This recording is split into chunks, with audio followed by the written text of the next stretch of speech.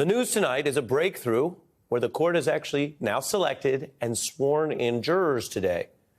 0 yesterday, and today, not just 1 or 2 or 3, but 7 jurors have now been selected. 1 more being added here at the very end of the day. 7 total, which makes yesterday look downright sleepy. Well, these 7 jurors now constitute about a third of the total jurors needed, and the jury is composed of 12 total and 6 alternates. So this is a lot of progress for the first full day of jury selection. As I mentioned, if you want to get into the weeds, yesterday they did some of that, but also other things. Today was mostly spending the time on jury selection, and they got a lot done. Now, here's what we know about these new jurors. 3 women, 4 men.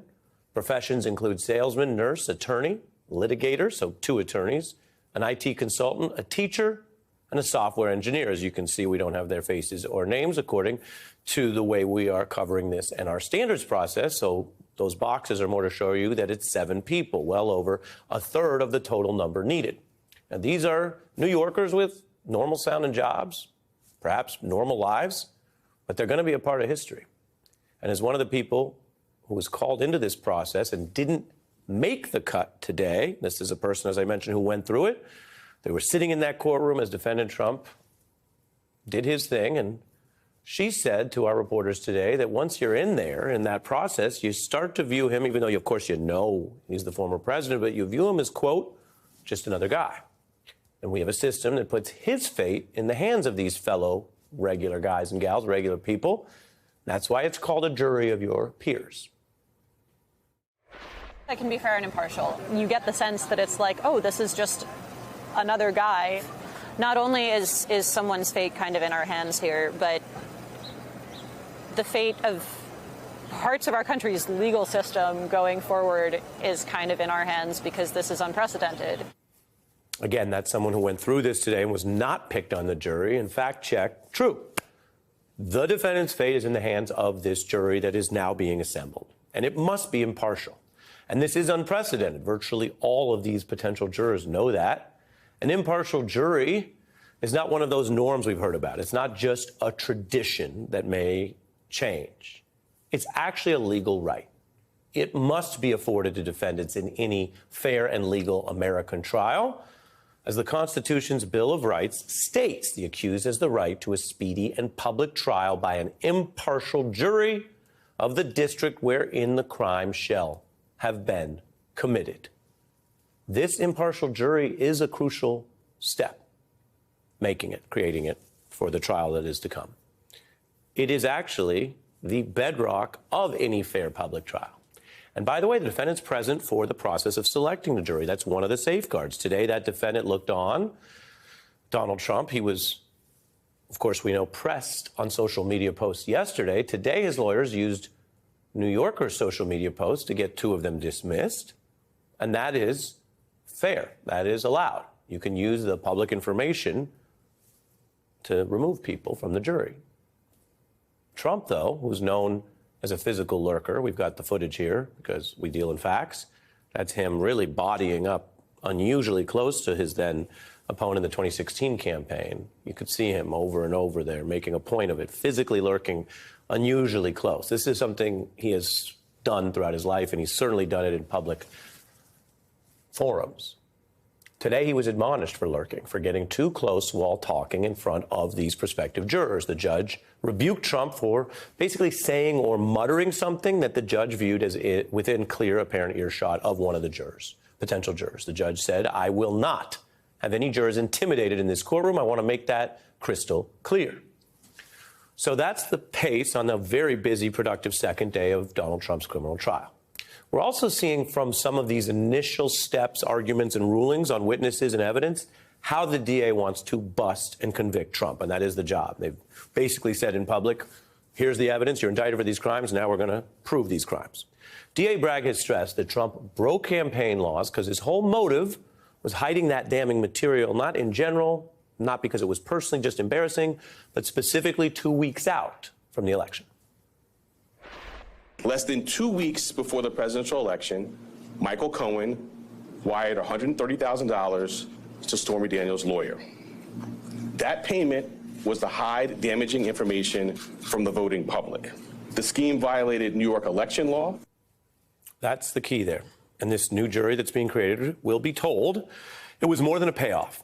It was more than, as I mentioned, quote unquote, personal matters or trysts. The DA is going to argue through his team of lawyers and prosecutors there that it was about deceiving the voting public before they voted. So Trump lied in those business records to cover up the hush money payments. This is courtesy of the DA's office, and a lot of that is documented with very detailed receipts. If I were covering this as a journalistic story, right, I've told you he's legally presumed innocent. But this part about those business lies, journalistically, is basically proven on paper at this point.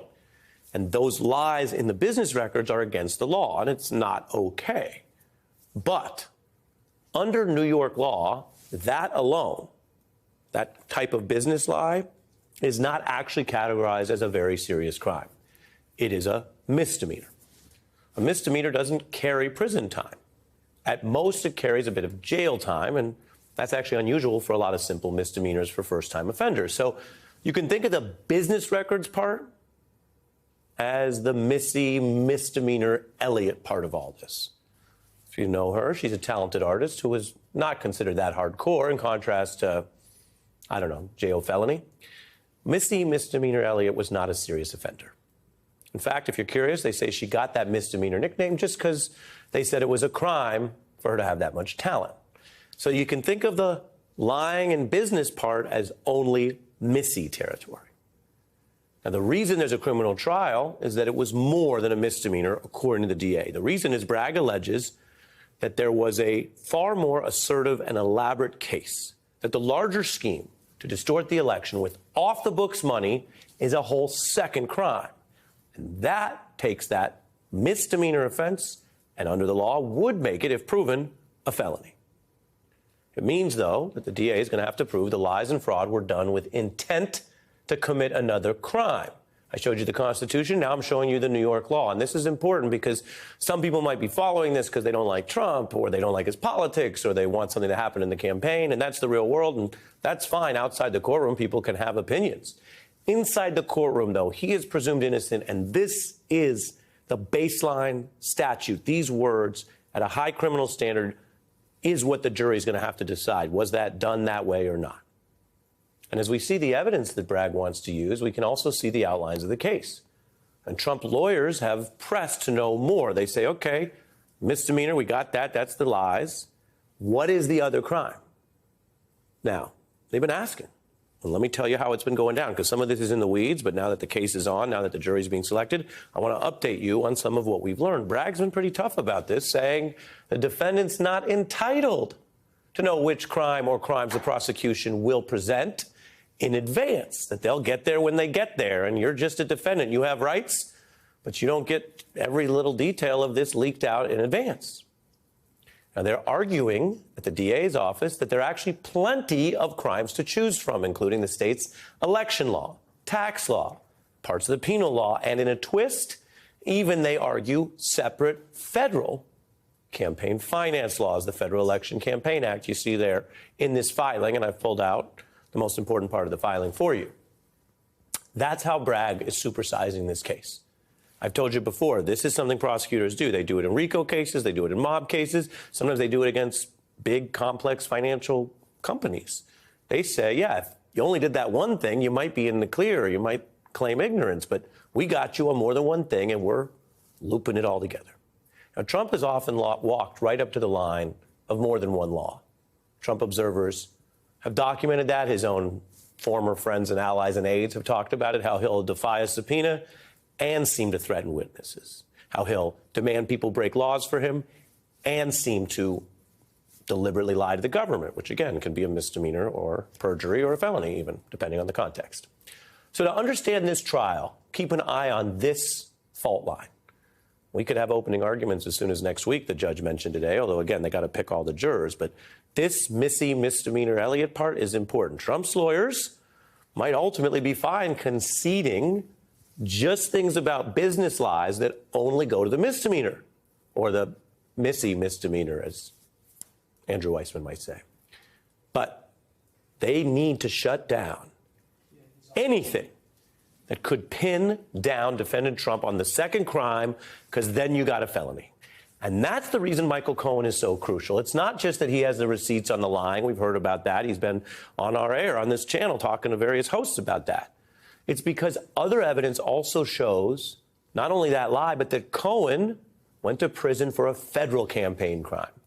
Note how his indictment during the Trump DOJ era even has language that is obviously quite matched to what I showed you Bragg, the DA, used. Quote, Cohen deceived the voting public by hiding information that he believed would have a, quote, substantial effect on the election.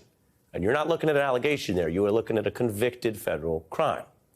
So election crimes under New York or federal law could be key here. Cohen spent time in prison. He confessed. He and his team say he came clean, that whatever's bad about him is already known, and whatever is honest and good about him is the key role he will play here. The defense will clearly be able to use some of that history to question his credibility.